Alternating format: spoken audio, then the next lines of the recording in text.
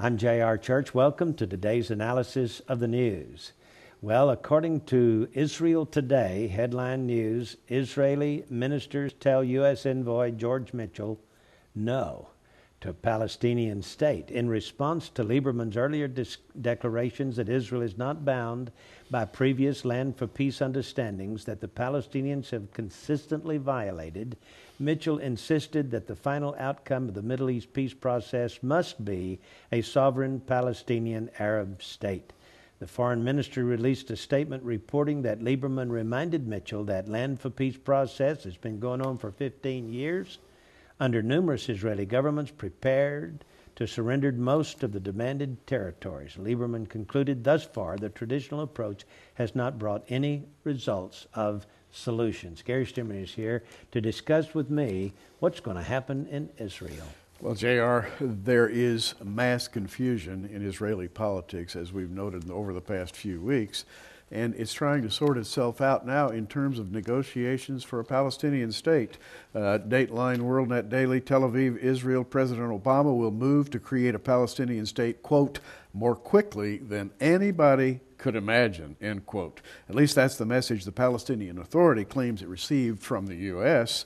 The chief PA negotiator speaking to WorldNet Daily, and I'm quoting from an article written by WorldNet Daily, from the West Bank city of Ramallah, said that in recent days, Palestinian officials held preliminary meetings leading to an in-person confab today between PA President Mahmoud Abbas and George Mitchell, Obama's envoy to the Middle East. Now, JR, here's the interesting thing. Said the PA negotiator, quote, the U.S. team told us we don't mind who is the government in Israel.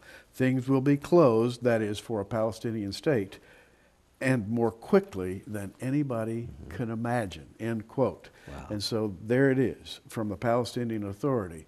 They have word from George Mitchell himself that the Palestinian state is coming down, quote, more quickly than anybody could imagine, at the very same time that the new Israeli government is saying, hold it, we're not so sure we want to do this. They're going to be ramrodded. It's just going to be pie in your face, right? Absolutely. Here from Israel National News says that Rahm Emanuel, and he's Jewish, Obama's hard-hitting Jewish chief of staff, the White House staff, recently told a Jewish leader in Washington, quote, in the next 4 years, there will be a final status agreement between Israel and the Palestinians based on 2 states for 2 people, and we couldn't care less who the prime minister is.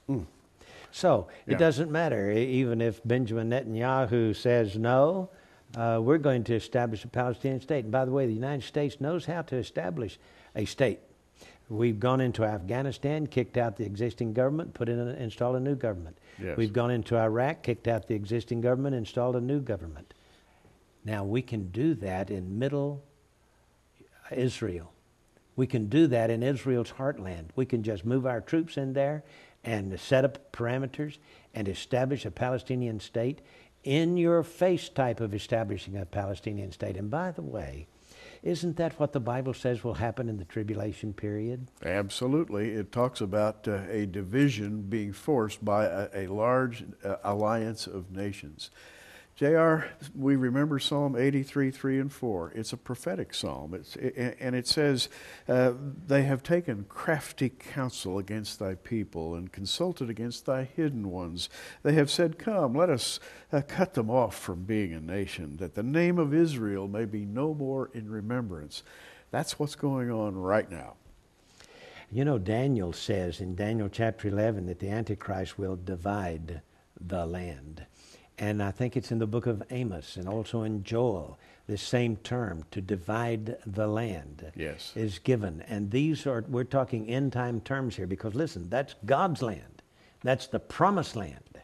And so this Antichrist type regime eventually will divide the land, will part the land. And we learn in Ezekiel that there's going to be a wall built between the sanctuary, the Jewish sanctuary, and what the Bible calls a profane place.